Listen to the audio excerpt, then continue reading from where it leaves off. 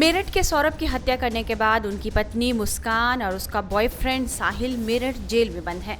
मुस्कान ने साहिल के साथ मिलकर ही अपने पति सौरभ को मौत के घाट उतार दिया।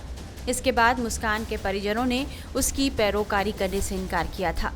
वहीं सौरभ के हत्यारोपी साहिल के परिजनों ने भी अभी तक किसी भी वकील को केस की पैरवी के लिए हायर नहीं किया है। ऐसी स्थिति में पहले मुस्कान ने सरकारी वकील की मांग की थी, उसके बाद साहिल ने भी जेल प्रशासन से सरकारी वकील की मांग की। मुस्कान साहिल की यह मांग अब पूरी हो गई है, उन्हें सरकारी वकील मुहैया करा दिया गया है।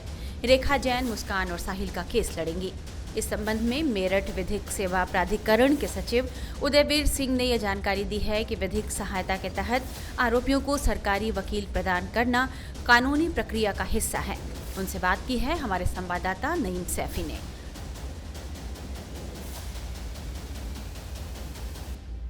सौरभ हत्याकांड में मेरठ जेल में बंद मुस्कान और साहिल ने मेरठ जिला जेल के वरिष्ठ जेल अधीक्षक से सरकारी वकील की डिमांड की थी और उस डिमांड को मेरठ जेल ने मेरठ कोर्ट के अंदर भेजा। हमारे साथ उस जो मांग थी सरकारी वकील की, जो सेक्रेटरी हैं जिला विधिक सेवा प्राधिकरण के सेक्रेटरी उदयवीर सिंह, इस बातचीत करने के लिए मौजूद है। क्या इनके पास मांग आई है और उसके बाद में क्या इन्होंने एक्शन लिया है, क्या सरकारी वकील मुहैया कराया जाएगा और सरकारी वकील किस तरीके से इस केस को लड़ेगा। स्वागत है आपका टाइम्स नौ नवभारत। जो जेल से आपके पास किस तरीके का पत्र आया है, उस पत्र में क्या लिखा गया है? बंदी जो भी कारागार में बंद होते हैं जिनको निःशुल्क विधिक सहायता की आवश्यकता होती है, जिला कारागार के माध्यम से जिला विधिक सेवा प्राधिकरण के कार्यालय में आता और हमारे पास जिन मामलों की आप बात कर रहे हैं, जिन आरोपियों की बात कर रहे हैं, उनका भी प्रार्थना पत्र आया है और उनको क्या कहते हैं निःशुल्क विधिक सहायता प्रदान करने के लिए हमारे मेरठ के एलडीसी सिस्टम की chief legal aid defence counsel Shrimati Rekha Jain ji को नामित किया गया है। तो रेखा जैन जी किस तरीके से केस लड़ेंगी? अब वो उनसे जो आरोपी हैं मुस्कान और साहिल, उनसे मिलने जेल जाएंगी, वो किस तरीके से वकालतनामा साइन होगा? इस पूरे मामले में कहीं कोई फ़ीस किसी तरह का, जो जैसे फ़ोटो किसी भी चीज़ का कोई ख़र्चा उनसे लिया जाएगा? ये विधिक सेवा बिल्कुल निःशुल्क है और उनसे कोई भी फीस चार्ज नहीं होती है, किसी भी बंदी से कोई चार्ज नहीं होती है। और जो भी हम फ्री लीगल एड किसी भी व्यक्ति को भी प्रदान करते हैं वो सब निःशुल्क होती है। और ट्रायल कैसे लड़ेंगे, क्या करेंगे, ये एक अधिवक्ता काम है। वो जाएंगे, बंदी से मुलाकात भी करेंगे और उनका जमानत प्रार्थना पत्र है और ट्रायल लड़ना जो भी काम होगा उसके लिए क्या कहते वो निःशुल्क विधिक सहायता उपलब्ध कराएंगे। जिस तरीके से ये केस बहुत ज़्यादा हाईलाइट है, इसके अंदर पूरे देश के अंदर चर्चा का विषय बना हुआ है। इस केस के अंदर ये जैसे सरकारी वकील है मुस्कान का और साहिल का ये केस लड़ती हैं, तो उस केस लड़ने के दौरान इनको पता चलता है कि ये दोनों हत्यारे हैं, तो उस कंडीशन के अंदर भी उनको बचाने की कोशिश करेंगी रेखा जी? देखिए, न्याय प्रशासन का सिद्धांत ये है कि किसी भी व्यक्ति को इस कारण से न्याय से वंचित ना हो जाए कि उसके पास विधिक सहायता नहीं थी। ठीक है, न्यायालय का काम है दोनों पक्षों को सुनना और अगर एक व्यक्ति के पास विधिक सहायता नहीं है तो उसकी सुनवाई नहीं हो सकती है। ये प्राकृतिक न्याय का भी सिद्धांत है कि न्यायालय दोनों पक्षों को सुने।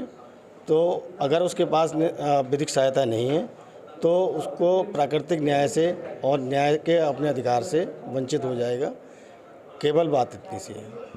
जिस तरीके से जो मेरठ पुलिस है सबूत जुटाने में पूरी ताकत लगा रखी है और सबूतों को इस तरीके से मेरठ पुलिस इकट्ठा कर रही है और केस के ऊपर जो जांच की जा रही है कि किसी भी हाल में जो आरोपी साहिल और मुस्कान हैं वो इस आरोप से बच ना पाएँ और उनको जो मैक्सिमम सज़ा है ज़्यादा से ज़्यादा उनको सज़ा मिले। और वहीं एक सरकार का दूसरा सिस्टम, न्यायिक सिस्टम है, वो उनको बचाने की कोशिश करेगा। दोनों ही सरकारी सिस्टम इसके अंदर कैसे एक दूसरे से समन्वय बिठा पाएंगे? एक तरफ तो पुलिस उनको सज़ा दिलाने की कोशिश कर रही है, दूसरा विधिक सेवा उनको बचाने की कोशिश करेगी। नहीं, विधिक सेवा बचाने की कोशिश करेगी ये नहीं कह सकते, लेकिन हमारा काम है विधिक सहायता देना। पहले भी मैंने आपको बताया कि कोई भी व्यक्ति इसलिए न्याय से वंचित नहीं होना चाहिए कि उसके पास विधिक सहायता नहीं है, अपनी बात नहीं रख पा रहा।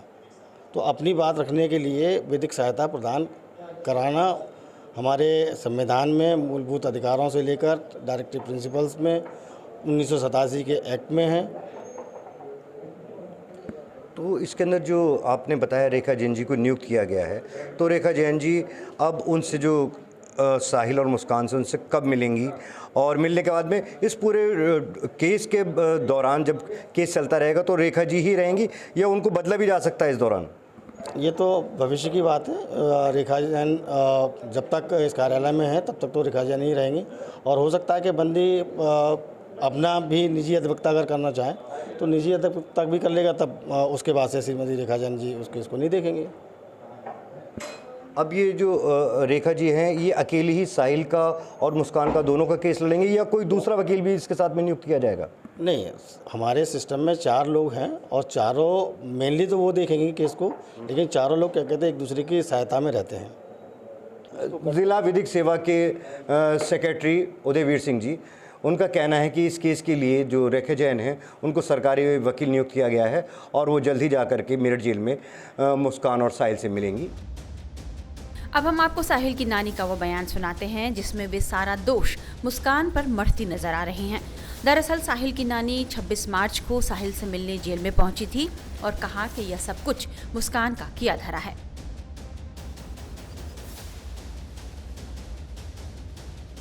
वो नहीं आया और गलत ये है वो है, मैंने इतना वो नहीं करा, यही वो कह रहा है। और उसने कुछ नहीं कही, वैसा तुम काके में कोई बात ना अपने रोक, तो मैं देखो कैसा कर रही हूँ काके में।